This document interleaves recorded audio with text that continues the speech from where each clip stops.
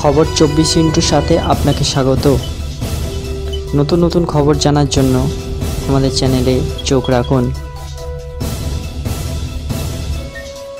নমস্কার দর্শক বন্ধুরা, স্বাগত আমাদের এই চ্যানেলে। নিয়োগ দুর্নীতি মামলায় তৃণমূল বিধায়ক তাপস সাহাকে তলব করেছিল সিবিআই। প্রায় দুবার নিজাম প্যালেসে তাকে ডেকে পাঠিয়েছিল গোয়েন্দা আধিকারিকেরা।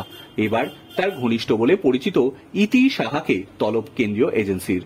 বৃহস্পতিবার সকালে 10:30 নাগাদ তাকে হাজিরা দিতে বলা হয়েছে। অর্থের বিনিময়ে চাকরি দেওয়ার মামলাতেই ডেকে পাঠানো হয়েছে বলে এজেন্সি সূত্রে জানতে পারা যাচ্ছে।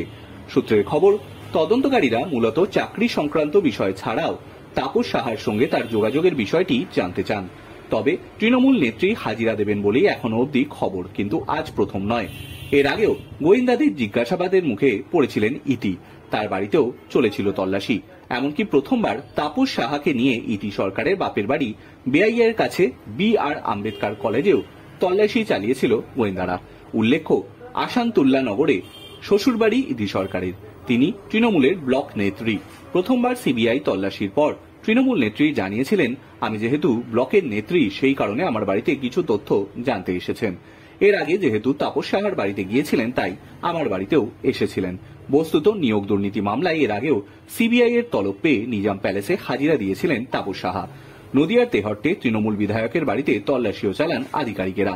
কেন্দ্রীয় তদন্তকারী সংস্থার 12 জন আধিকারিক তাপসের বাড়িতে তল্লাশি চালিয়েছিলেন সেই সময়।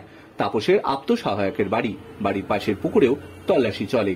পুকুর পাড়ে বেশ কিছু নথি পোড়ানোর প্রমাণ পাওয়া গিয়েছিল বলে তখন খবর। ব্যুরো রিপোর্ট, খবর 24x7।